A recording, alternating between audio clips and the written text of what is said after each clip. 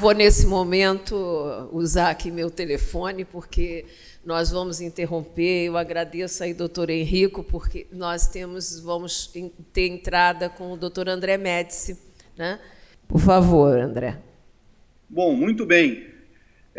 Antes de tudo, Tânia e amigos do IPGE, muito obrigado pelo convite de participar desse importante encontro, desse importante seminário. Aqui nos Estados Unidos, ontem foi Thanksgiving.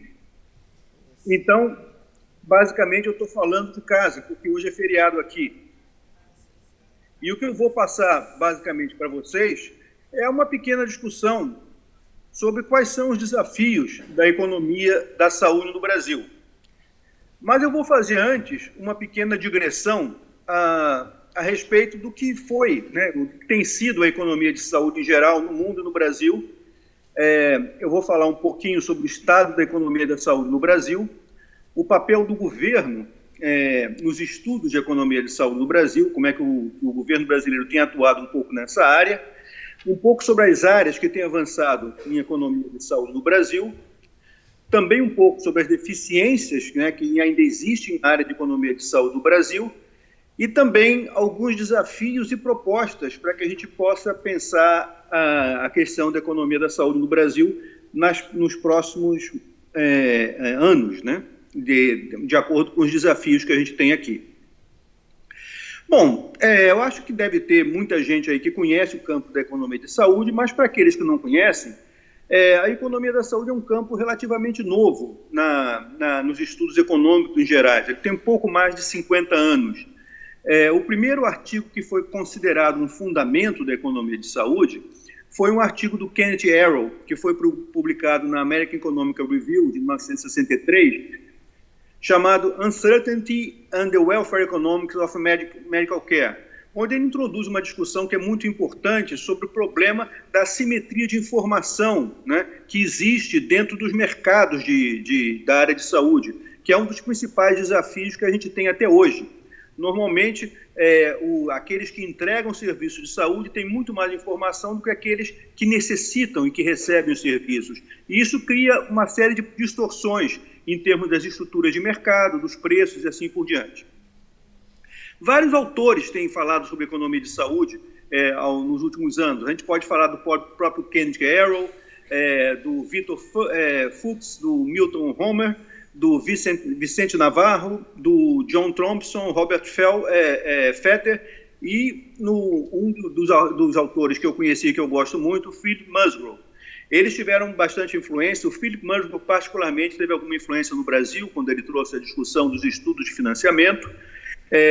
De alguma forma, um dos marcos, por exemplo, que o Philip Musgrove participou, que teve uma discussão muito importante, foi o relatório do Banco Mundial de 1993, que falou basicamente sobre a questão do estado da economia de saúde, introduzindo a discussão sobre DALIS, que foi uma métrica muito importante do setor.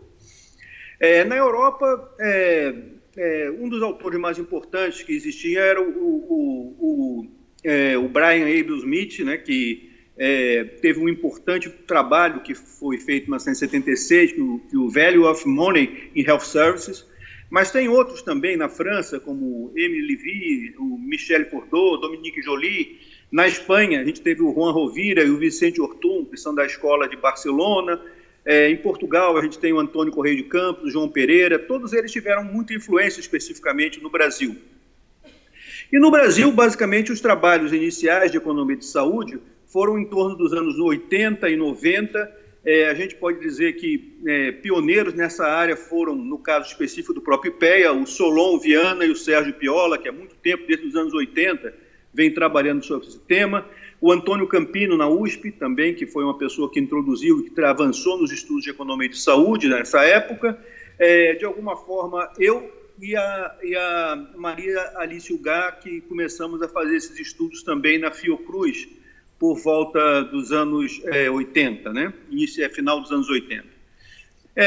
Existem muitas referências, então, para estudar, quer dizer, a origem da economia de saúde. O trabalho mais recente que foi publicado sobre os temas de economia de saúde no Brasil foi um trabalho que saiu na revista do Departamento de Economia da Universidade Federal do Rio Grande do Sul, do Antônio Campino, que se chama Trajetória da Economia de Saúde no Brasil. Se vocês quiserem rever esse artigo, foi publicado em 2017. Ele tem, assim, basicamente um avanço, uma análise do que foi feito até então, né? Se a gente vê, por exemplo, uma publicação mais recente, o Brasil tem só uma revista de economia de saúde, que é a Revista Brasileira de Economia de Saúde, que basicamente ele se concentra mais na área de análise econômica. Então, eu poderia dizer que, em termos das questões mais gerais, quer dizer, esse seria um pouco do background que a gente poderia utilizar na questão da análise de economia de saúde.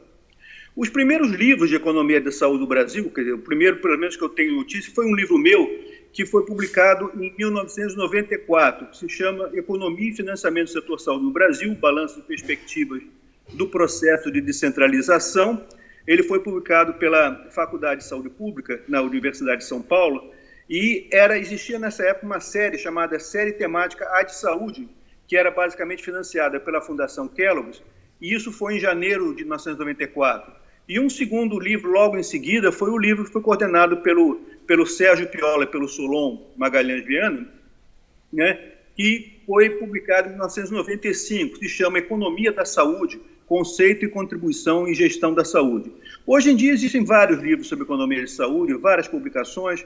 Eu não vou falar um pouco mais sobre o que existe hoje, nesse momento, porque aí nós passaríamos o tempo todo falando sobre isso. Mas, basicamente, para vocês terem uma ideia da origem e como é que esse processo começou no Brasil, é mais ou menos nessa época.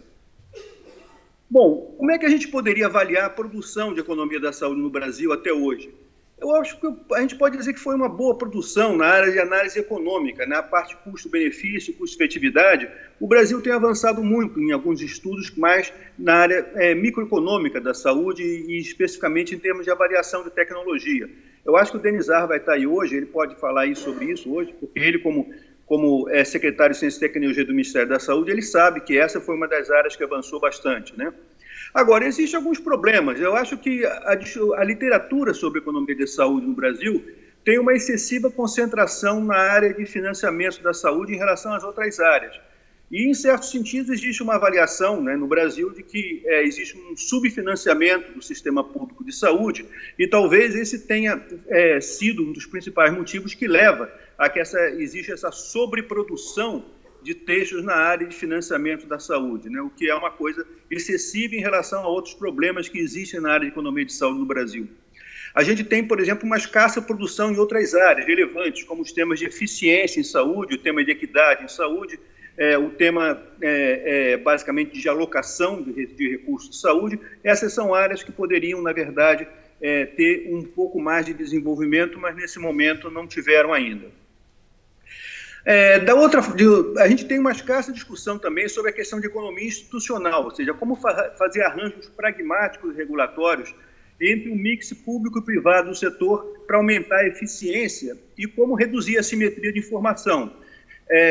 O Brasil tem, desde 1988, vocês sabem disso, um sistema único de saúde. E parece que essa discussão ofusca a ideia de que existe no Brasil um sistema de saúde privado e que esse sistema de saúde privado necessita, de alguma forma, ser integrado. Quer dizer, essa questão da integração pública e privada do setor saúde é uma integração que é muito importante de ser feita, né? Então, essa é uma das questões que eu acho que deveria avançar e que, efetivamente, não tem avançado muito, essa área de economia institucional. A outra questão que eu acho que a gente tem que levar em consideração é que nos últimos anos também existe uma grande parte da produção de economia da saúde, ela não é uma produção totalmente isenta, vamos dizer assim, ela tem um grande conteúdo ideológico, porque ela estava muito voltada para a advocacy de mais financiamento do SUS, sem perspectiva de discutir outros temas, como a questão da racionalização econômica dos recursos do SUS, os temas de eficiência alocativa e assim por diante. Então, se a gente for passar para a discussão específica do papel do governo, né, na área da economia de saúde no Brasil, nós podemos dizer que vários estudos, os estudos iniciais que foram feitos, foram os estudos do IPEA, eles lançaram as bases para uma boa discussão sobre a questão do tema. Mas, de alguma forma, essa discussão cresceu nos anos 90, foi bastante importante. Inicialmente, ela foi muito relevante no início do funcionamento do SUS, principalmente nos anos 90, Mas a gente pode dizer que entre 2002 e 2016, ainda que tenha aumentado a produção de estudos de economia de saúde no Brasil, eles têm avançado um pouco, na verdade, porque eles não enfrentam algumas questões de fundo, que são a questão do desajuste estrutural dos modelos pelos quais a saúde no Brasil está sendo organizada.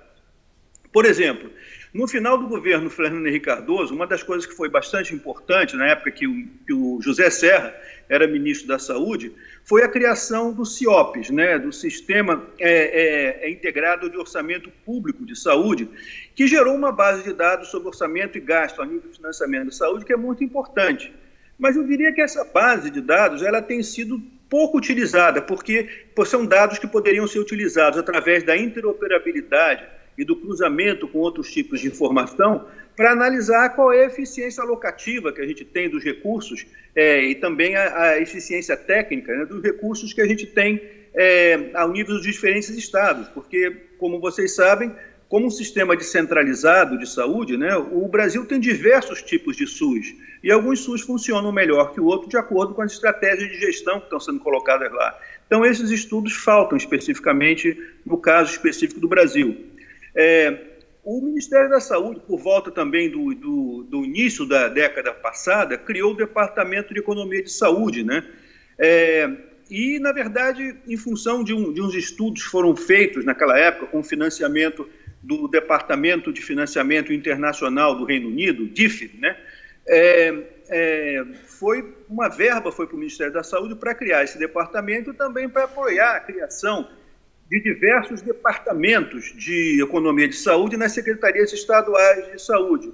Agora, esse processo avançou um pouco, mas, de alguma forma, a gente pode dizer que o Departamento de Economia de Saúde do Ministério da Saúde, durante muito tempo, ele teve uma produção aquém daquilo que ele deveria produzir, ou seja, ele era muito mais interessado em fazer justamente esse processo da advocacy, de ter mais recursos para o SUS, e, portanto, ele não entrava nas discussões de fundo daquilo que deveria ser especificamente o objeto da economia de saúde, que é dar um uso mais racional dos recursos, aumentar a racionalização de como é que você usa a eficiência do gasto e assim por diante.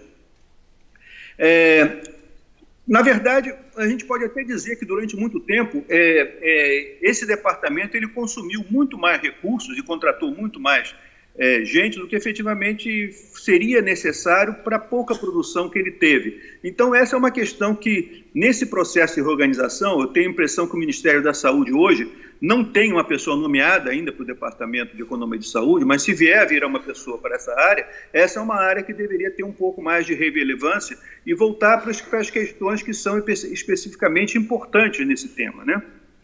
Bom,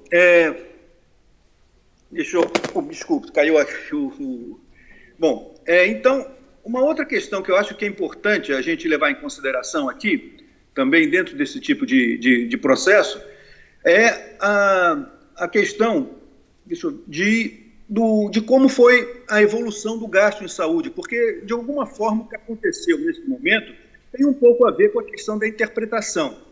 O sistema de saúde do Brasil, o SUS, ele, do ponto de vista do gasto público, ele foi um sistema que foi criado com uma aspiração muito grande. Então, as pessoas tendem a avaliar, sem uma avaliação econômica específica, qual o valor que deveria ter o financiamento da saúde no Brasil frente às perspectivas fiscais que o governo tem.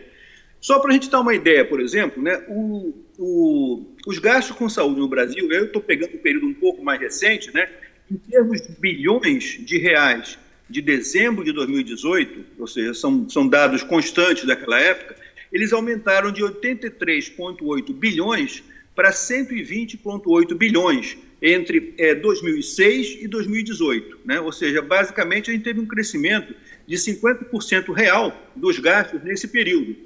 Mas, de alguma forma, esse crescimento foi todo concentrado até, basicamente, 2014. A partir de 2014, quando começa o segundo governo Dilma Rousseff, os gastos começaram a cair, né? Eles caíram em 2015 e caíram em 2016. Quer dizer, em 2014, por exemplo, era 116,2 bilhões de reais. Em 2016, eles passam para 113,8 bilhões, quer dizer, teve uma redução. Em 1917 e 18, os gastos voltaram a crescer, eles passaram para 120,8 bilhões em 2018. Mas, de alguma forma, nós podemos dizer que, em função dos grandes processos de necessidade de ajuste fiscal que o Brasil está passando, pelo fato de que o Brasil tem um desequilíbrio fiscal, que é a principal razão pela crise que nós estamos passando até hoje, esse gasto não tem crescido substancialmente. Mas, de qualquer forma, ele cresceu muito na década passada, principalmente na segunda metade da década passada, e muito mais poderia ter sido feito com esse gasto em relação aos resultados que a gente considera. Só para a gente ter uma ideia, basicamente, o Brasil, quer dizer, tinha um gasto público,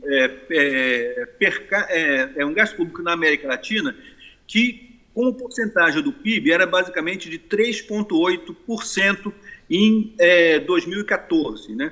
Esse gasto como porcentagem do PIB está um pouquinho acima da média latino-americana, que está em torno de 3,7 bilhões. A Argentina, em 2014, gastava menos como porcentagem do PIB em saúde, eu estou falando do gasto público, hein? Do que o Brasil, gastava em torno de 2,6% do PIB, né? Outro país que gastava menos, por exemplo, que o Brasil, em termos de porcentagem do gasto per capita, era o México, que gastava em torno de 3,2%. Mas tinham vários países, na verdade, que, como porcentagem do PIB, gastavam mais em termos de gasto público com saúde. Por exemplo, a Colômbia, que tem basicamente um sistema de seguridade social pública em saúde, ele gastava em torno de 5,4% do PIB com saúde nessa época. A Costa Rica, em torno de 6,8% do PIB. O Uruguai, em torno de 6,11% do PIB. Então, tem países que estão gastando mais. O próprio Chile, né, ele estava gastando quase igual ao Brasil. O Chile gastava 3,8%, o Brasil também 3,8% do PIB. Então, essas são basicamente as realidades que a gente tem, né, em termos do gasto público. O gasto público do Brasil, dentro do contexto latino-americano, ele é um pouquinho baixo, mas ele está acima de muitos outros países equivalentes em termos de renda per capita, né?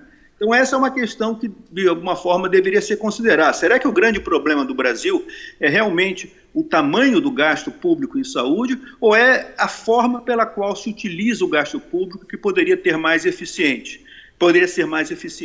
Esse é um dos temas, por exemplo, que eu acho que a atual administração do Ministério da Saúde está muito interessada, e toda a reforma que eles estão fazendo agora com o programa de atenção primária em saúde, que eles estão chamando de Previne Brasil, é um programa que vai otimizar a utilização do gasto público, entregando muito mais atenção primária para a população, principalmente para as áreas que não estão cobertas, porque o SUS, na verdade, tem uma ausência de cobertura que pode chegar entre 20% e 30% da população brasileira, porque são áreas de difícil acesso, áreas onde, na verdade, não existe um serviço público bem organizado, e isso é basicamente o que o Ministério da Saúde, nesse momento, está interessado em resolver. Resolver a ineficiência que foi acumulada durante a década passada e os primeiros anos dessa década, né? Basicamente, se esse processo conseguir acontecer, em termos somente de utilizar melhor os gastos que se tem, já se tem um grande avanço dentro do processo específico de organização do sistema de saúde no Brasil. Só para a gente ter uma ideia, quer dizer, quando a gente vê as taxas de crescimento do gasto público em saúde no Brasil, né, o gasto público em saúde per capita, né, ele cresceu em torno de 5,3% ao ano, né, entre 2004 e 2014. Eu estou falando do gasto público em saúde per capita. O gasto público federal, né, cresceu um pouquinho menos que o gasto público total, que foi em torno de 4,1% per capita. Então, a gente pode dizer que, nesse período, houve um crescimento muito maior do gasto público dos estados e municípios do gasto público federal. Nesse mesmo momento, o PIB per capita no Brasil cresceu 2,2%. Então, a gente pode dizer, né, que, apesar de dizer que o gasto público não cresceu ao longo desse período, ele cresceu mais do dobro do que o PIB per capita, o que significa que uma grande transferência de recursos foi passada especificamente para o gasto público de saúde ao longo desse período, né? Os anos mais recentes são anos de crise, então, na verdade, eles não refletem o que estava acontecendo na época que o Brasil ainda tinha algum resquício de crescimento que foi decorrência das mudanças e das reformas que foram feitas com a estabilização inflacionária do Plano Real nos anos 90. Bom, a verdade é que a gente pode dizer é que melhorias da eficiência do SUS poderiam gerar ganhos de quase US$ 1 trilhão acumulados entre o período que vai de 2014 e 2030. Por que eu estou dizendo isso? Basicamente porque os estudos foram desenvolvidos recentemente pelo Banco Mundial, mais especificamente pelo economista da saúde Edson Araújo, que hoje em dia é a pessoa que coordena a área de saúde do banco no Brasil, né? Ele que está fazendo os principais estudos e que está articulando os principais temas de financiamento. Ele mostrou que o Brasil, em 2013, teve uma perda de 22 bilhões de reais por conta da questão da ineficiência, através de análises que eles fizeram de DEA, a utilização da metodologia de DEA. Quando a gente projeta isso até mais ou menos 2030, a gente vai ver que essa perda acumulada chegaria basicamente a 980 bilhões de reais. Então, se o Brasil conseguisse resolver, naquela época, né, o problema de ineficiência, ele estaria gerando um recurso adicional para o SUS muito maior do que especificamente qualquer tipo de aumento de recursos poderia ser utilizado, porque existe uma ineficiência em torno de 20% dos recursos que se utilizavam no SUS naquela época. Então, são essas questões que a gente tem que, na verdade, um pouco chamar mais atenção, né, para que as pessoas na área de economia de saúde passem a utilizar. De onde vem essa eficiência, essa ineficiência? Como é que nós podemos fazer para melhorar essa ineficiência? Existem várias discussões que têm que ser feitas nessa época, né? Então, existem algumas áreas onde o Brasil tem avançado na economia de saúde, né? Eu poderia dizer a área de análise econômica, como eu já falei, né? Existem muito bons estudos sobre custo-eficiência e custo-efetividade para intervenções micro, né? E isso tem sido realizado basicamente por aqueles que estão estudando novas tecnologias. De alguma forma, isso faz parte também da integração do Brasil com os estudos internacionais, né, de eficiência e eficácia clínica, que faz com que o Brasil tenha esse tipo de processo. Existem alguns estudos relacionados à fronteira de eficiência, como esse que eu falei do Banco Mundial, do Edson, né? Esses estudos têm que ser mais aprofundados também. E existem bons estudos sobre o tema de saúde suplementar no Brasil, porque, de alguma forma, a ANS e o IES, o Instituto de Estudos de Saúde Suplementar, têm feito excelentes análises a respeito da base de dados que existe de saúde suplementar no Brasil. E essa é uma área que eu acho que tem sido bastante coberta. Alguns estudos sobre equidade dos gastos de saúde também têm sido enriquecedores para mostrar os ganhos e perdas que a população mais pobre teve especificamente com a implementação do SUS. Então, a equidade também tem algumas contribuições. Mas, por outro lado, existem muitas deficiências na área de estudos sobre economia de saúde no Brasil. Que deficiências são essas? A primeira que eu podia dizer são análises mais aprofundadas sobre as razões da ineficiência, em termos não só a eficiência alocativa, mas também a ineficiência técnica, né? Do gasto público e soluções que deveriam ser realizadas para orientar intervenções públicas nessa área. Também temos muita discussão, muito pouca discussão sobre a questão do espaço fiscal, porque sempre quando a gente analisa a questão do gasto no Brasil, a conclusão é aquela: o Brasil gasta pouco, precisa de mais dinheiro. Tudo bem, a gente já está cansado de ouvir isso, né? Agora, as análises que existem sobre gastos de saúde hoje em dia no mundo inteiro, elas se orientam para outro tipo de análise, é aquilo que eles chamam de análise do espaço fiscal. Então, a gente tem que pensar, qual é o espaço fiscal que se tem para crescer o gasto de saúde? O espaço fiscal é decorrência de uma série de questões. Primeiro, a questão do crescimento econômico. Segundo, a questão de qual é a eficiência, ou seja, a análise intensiva da contribuição efetiva de cada setor, né? A comparação do setor saúde e outros setores. Se você tem, por exemplo, uma limitação fiscal de gastar em saúde, que é o problema que você tem hoje no Brasil, a discussão que existe hoje em dia é a discussão da repriorização, que é um outro aspecto do espaço fiscal. Então, o que a gente tem que saber é o seguinte: existe espaço dentro do orçamento do Brasil hoje para repriorizar a saúde. Isso depende de quê? Depende de redução de áreas que estão gastando muito e o que não são necessárias, e da melhoria, efetivamente, da participação do gasto em saúde no total do orçamento público. Então, essa é uma discussão que o mundo inteiro está tendo, e no Brasil não existe essa questão, porque, de alguma forma, nos últimos anos, e por isso que a gente tem essa crise fiscal tão gigantesca no Brasil, as pessoas sempre pensaram que o gasto público é uma espécie de uma cornucópia. Sai dinheiro de vários lugares, não se sabe de onde vem. Mas, na verdade, gasto público vem de impostos. E o Brasil já gasta 36%, né, praticamente, ou gastava até 2014, 36% do PIB representava gasto público. Ou seja, é uma coisa mais ou menos equivalente aos países nórdicos. Só que o Brasil tem um padrão de entrega de recursos com esse nível tão elevado de gasto, que é muito pobre frente ao que se poderia gastar com isso. Então é necessário ou entregar mais com esse recurso, ou então repriorizar, fazer com que a eficiência alocativa do gasto público repriorize o gasto em saúde. Então essa é uma questão que é importante de ser discutida também, e tem tido muito pouca discussão no Brasil sobre isso. A outra questão, como já falei, também é o estudo da eficiência. A gente tem que melhorar a análise do espaço fiscal de saúde, inclui a questão da eficiência, porque a melhoria da eficiência é uma outra forma de você aumentar a capacidade fiscal que você tem de recursos de saúde. Outro tema é a questão do investimento externo. O investimento externo tem sido muito importante em vários países para aumentar especificamente os gastos de saúde. E o outro é o tema da redução do gasto das famílias, porque o gasto das famílias é o gasto mais ineficiente possível.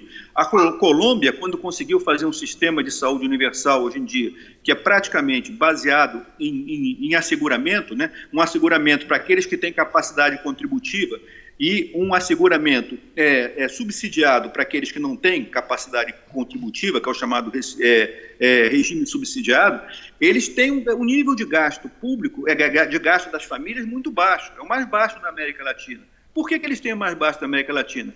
Porque ao criar o regime subsidiado, eles realmente focalizaram na população mais pobre, e não em toda a população, como é o caso do Brasil, porque ao Brasil focalizar o gasto público para todos, ele acaba fazendo com que aqueles que têm mais informação, que têm mais possibilidades de ingressar no gasto público, tirem a maior fatia desse gasto público, né? Então essa é uma questão que tem que ser repensada também.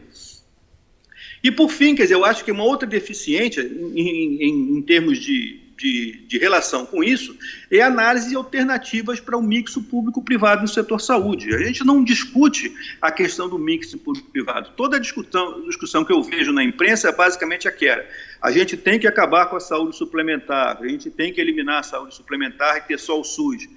Essa discussão é uma discussão ridícula, porque, na verdade, o SUS nunca vai dar conta, com o nível de espaço fiscal que tem no Brasil, de fazer com que a gente possa entregar tudo através do SUS. O melhor que a gente tem a fazer com os recursos que a gente tem dos gastos públicos é focalizar naqueles que necessitam efetivamente do gasto público, né? E, para isso, a gente tem que fazer com que os sistemas de entrega, tanto do gasto público como do gasto privado, sejam mais ou menos equivalentes naquilo que vai entregar. Mas hoje em dia a gente tem uma deficiência tão grande do SUS que praticamente 82% da população brasileira rejeita o SUS, acha que o SUS é de muito baixa qualidade. E a maioria da população quer ter um plano privado de saúde, mesmo não tendo capacidade de pagar por esse plano. É um dos grandes planos de consumo da população brasileira. Então, é necessário discutir, em função dessas evidências, qual deveria ser o mix público-privado e como é que a gente pode fazer para integrar e fazer com que esses dois setores sejam organizados de uma forma mais eficiente. Então, eu diria que existem uma série de desafios e propostas para a economia da saúde no Brasil. O primeiro é a questão do financiamento, né? A gente tem que continuar discutindo mais recursos ou tem que passar a discutir em análise das oportunidades trazidas pelo espaço fiscal no Brasil? Como é que a gente vai priorizar a questão da discussão dos recursos do orçamento? O outro desafio é a questão da eficiência. A gente tem que ver, basicamente, como é que a gente pode chegar à microanálise da eficiência e ver as áreas que a gente tem que melhorar. O terceiro é a questão da qualidade e desempenho. Eu poderia mostrar vários dados para você, mas o Brasil, mesmo gastando mais do que muitos países da América Latina em saúde, ele tem uma eficiência menor em termos de uma série de resultados do SUS. Então, essa é uma outra questão que a gente tem que buscar. O outro tema é a questão da integração público-privado, ou seja, as sinergias entre o financiamento público e o financiamento privado. E, por fim, a questão de melhorar as bases de dados e as evidências. A gente tem que ter bases de dados que sejam baseadas em prontuário eletrônico de pacientes. O Brasil, se a gente compara com muitos países, a maior parte dos países está avançando em prontuários eletrônicos integrados para pacientes, seja do setor público ou setor privado. O Brasil está longe de ter esse tipo de questão, então é necessário melhorar o sistema de informações. O DataSUS é um sistema que foi desenhado para operar nos anos 70. Ele está mais ou menos com 50 anos de defasagem tecnológica. Essa é uma questão que a gente tem que buscar fazer com que o registro eletrônico do paciente possam, de alguma forma, ser utilizados e substituir o tipo de análise arcaica e levantamentos arcaicos que a gente tem no DataSUS. Então, toda essa questão da discussão da economia da saúde, hoje em dia, ela passa para aquilo que a gente fala de uma discussão do SUS 2.0. O que é o SUS 2.0? Primeiro, ênfase na questão da atenção básica. Eu acho que o Ministério da Saúde está avançando nisso quando cria a Secretaria de Atenção Básica do Ministério, a ideia do prontuário eletrônico do paciente, as parcerias público-privadas na entrega de serviços, as parcerias de desenvolvimento produtivo para transferência de tecnologia, que é uma coisa que o Denizar está, de alguma forma, já trabalhando com isso, e a reestruturação e integração com a saúde suplementar. Então, eu pararia por aqui, quer dizer, eu acho que esses são temas que, para aqueles que querem efetivamente enfrentar uma agenda de economia da saúde, deveriam estar justamente concentrados nesse tipo de questão. Muito obrigado pela oportunidade e espero que vocês tenham uma boa discussão por aí dentro desse seminário ainda. Obrigada, doutor André. André, eu não tive tempo, né, porque você estava aguardando a gente, de lhe apresentar, tá, para o público. André Médici é administrador pela FGV, mestrado em Economia na Unicamp e doutorado em História Econômica pela USP, né? Tem mais de 10 livros e 200 trabalhos publicados em diversos idiomas e campos do conhecimento, mas a concentração em economia da saúde, que políticas de saúde e gestão de saúde, tá? E que nós agradecemos muito e já doutor André Médici já se comprometeu, né, a partir já da próxima agenda da semana que vem, estar muito mais ligado a nós nesse Conselho de Governança, até porque é o nosso espírito de brasilianidade, né, André? Muito obrigada. É verdade. Tá, muito obrigada aí a tua participação. Um prazer. Eu vou dar uma continuidade aqui à nossa mesa e, mais uma vez, agradeço.